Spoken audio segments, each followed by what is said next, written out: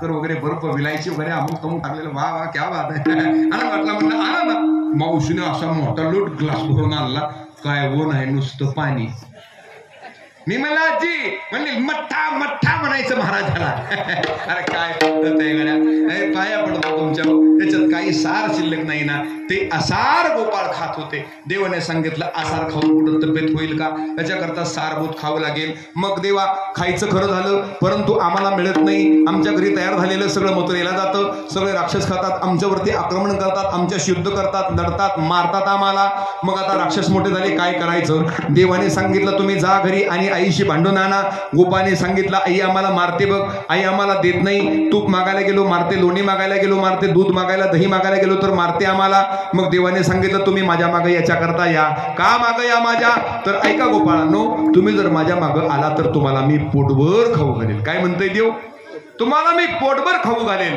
गोपाळाने सांगितलं ए देवा गोपाळ देव म्हणू लागला ए गोपाळांनो तुम्हाला पोटभर खायचंय का गोपाळ म्हणले देवा भुका तर लागल्या आता पोटभर कोणाला नकोय गड्या पोटाला पोटभर जर चांगलं मिळत असेल तर आम्ही तुझ्या मागे यायला तयार आहे देवाने सांगितलं एक काम करा गोपाळांनो आजपासून तुम्हाला जर पोटभर खायचं असेल तर काय करा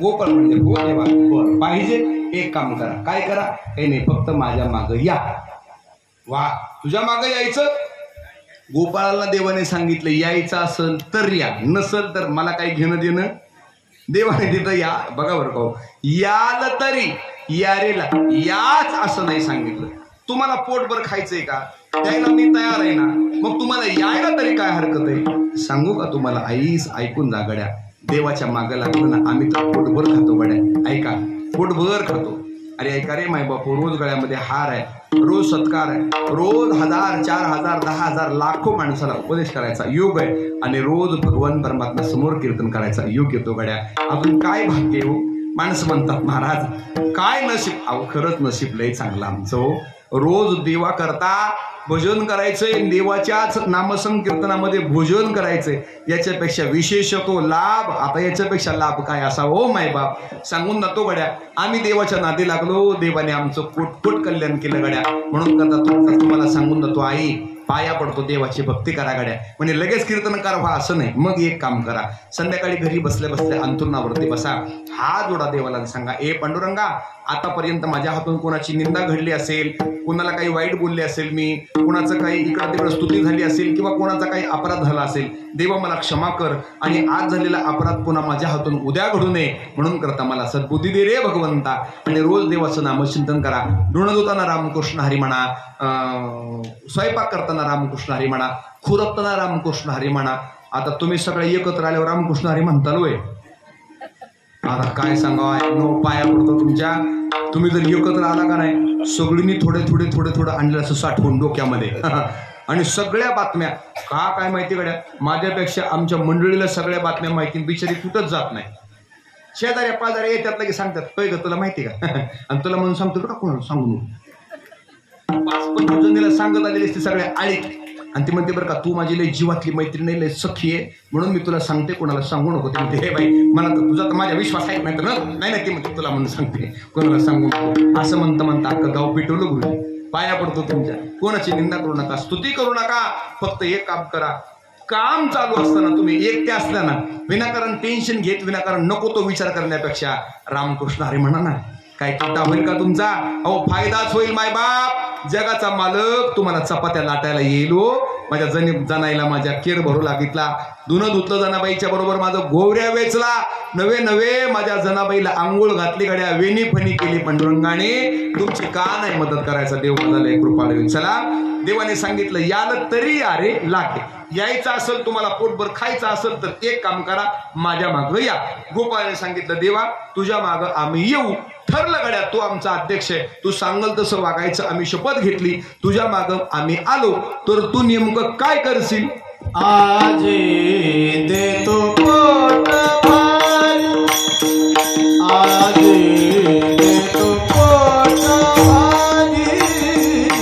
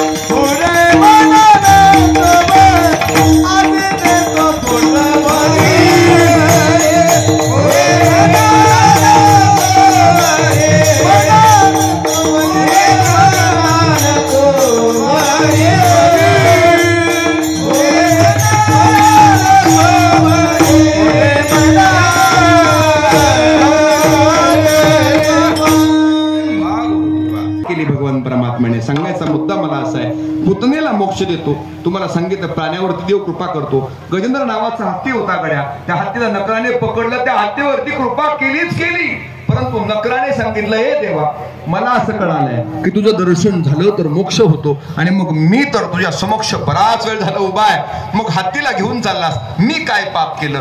गजेंद्राबरोबर नकराचाही उद्धार करणारा माझा देव आहे. म्हणजे भक्ताबरोबर वैर्याचाही जो उद्धार करतो ना, त्याचं नाव आहे भगवान परमात्मा. असा माझा देव आज वाड्यातून बाहेर आला. सगळ्या गोपाळांना हाका मारल्या, गोपाळ काही जवळ येईना, आणि मग खऱ्या अर्थाने देवाने सांगितलं, अरे माझ्याकडे या तुम्ही, या रे लहान थोर, या ती भलती नारी नर करावा विचार न लगे चिंता कवनाची, हे माझं ब्रीद वाक्य आहे.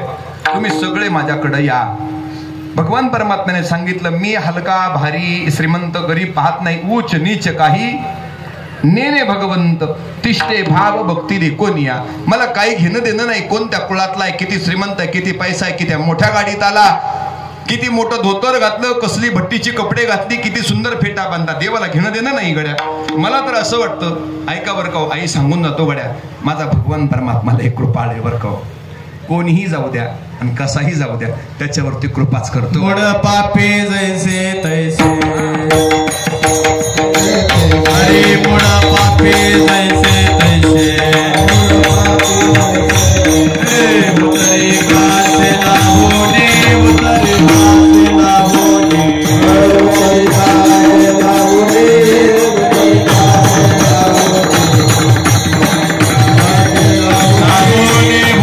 कासे मुड़ा पापी तैसे तैसे, उतरे कासे ना होने, उतरे कासे ना होने,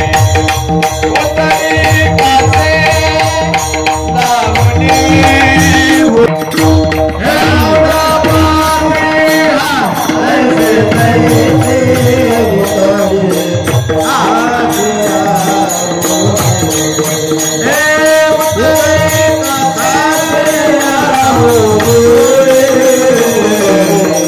उतरे कासे ना होने.